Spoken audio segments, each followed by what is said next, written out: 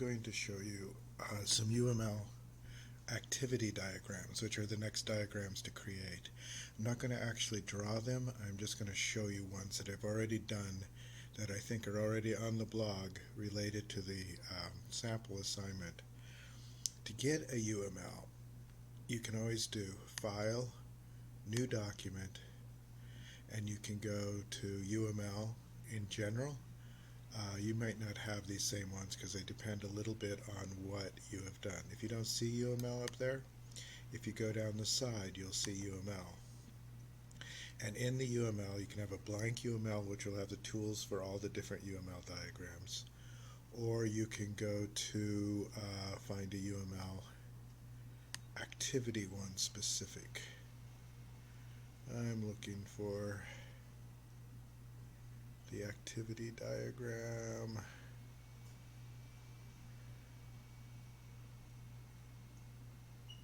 I'm sure that it's in here. Anyway, if nothing else, you can do the blank UML and then choose the activity. Alright, so once you've chosen the diagram, then you can begin to draw. One of the things I note too when you do the link, if you have pages, I'm going to go back to the beginning, you can do all of your diagrams on one chart but with different pages. When you turn in the link, I can look through the pages. So an activity diagram is a lot like a flowchart. This is the starting point, right?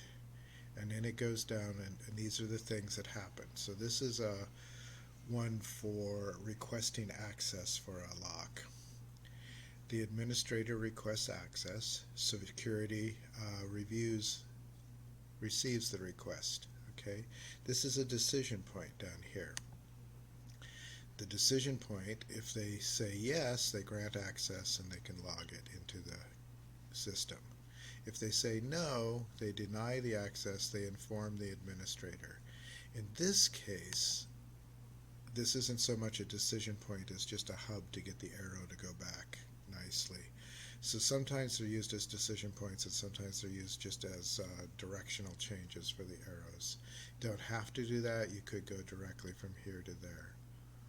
Okay, so it's a flowchart, as I said, and it's a flowchart with decision points. How you lay it out is entirely up to what makes sense to you. It does not have to be vertical, it could have gone horizontally across the page. Alright, so we're going to look at another one. This is simpler. It's basically what happens to create an alert. Again, this is a starting point. User swipes a card. If it is good, then it opens, and then that's the end of it. If it does not open, the door remains locked. They can swipe the card up to 3 times. After 3 times, it will create an alert, notify security. They will check the door and they will log the result. Each of these has an endpoint where if they cease to swipe the card and they don't do it 3 times, it just ends.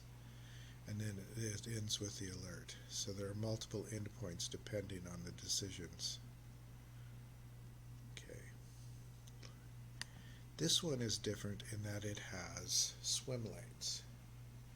Notice it says pool across there. If you look at the tools for a state or activity diagram, these are the swim lanes. Alright, and you can do it vertically or horizontally. What the swim lanes do is that they let you divide the actions up by who is doing it. So the user swipes the card, and in the database, so it goes to the system first. The door remains locked, and then it creates the alert and all of that. If it's good, it opens the door. Alright, so one of the things that happens when you swipe the card is the database checks the user. If the things are valid, it opens the door, otherwise it remains locked. It goes back, the user can swipe the card up to 3 times. If it's greater than 3, it creates an alert and notifies security. So the only difference between this chart and the last chart is that it's dividing up the actions according to the area of influence, who has control over it. This can be really useful, just as a side. So the very last thing I want to show you is there are things for uh, co combinations. So this is basically a separator bar, and this is a rejoining bar. They look the same. We start, the login fails. Um, so it has two different routes. Ask if registered, failed login message. Alright, and then it closed, they come back together for the end. It's not a very sophisticated thing, but just to show you that that's another tool that's in these diagrams, is join and a split. You can split a thing and join it. The splitter assumes it's asynchronous, means that these things can happen simultaneously and they're not necessarily waiting for an immediate result. So, simple flowchart type description, more of a flowchart. I also color coded this, which you can do. Swim lanes, which divides it up among users, and that you can split and join and rejoin. Okay, I think I'm going to kill the video at this point.